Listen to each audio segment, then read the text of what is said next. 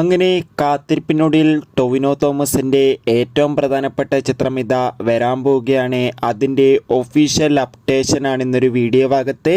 വീഡിയോയിൽ വരുമ്പോൾ ഈ വീഡിയോ ലൈക്ക് ചെയ്യുക, ചാനൽ സബ്സ്ക്രൈബ് ചെയ്യുക.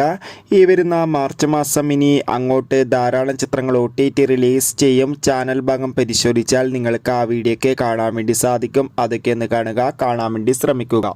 എല്ലാ സിനിമാ പ്രേമികളും ഒരേപോലെയാണ് ടൊവിനോ തോമസിൻ്റെ ഓരോ ചിത്രങ്ങളുടെയും ഓരോ അപ്ഡേഷനും അറിയാൻ വേണ്ടി കാത്തിരിക്കുന്നത്.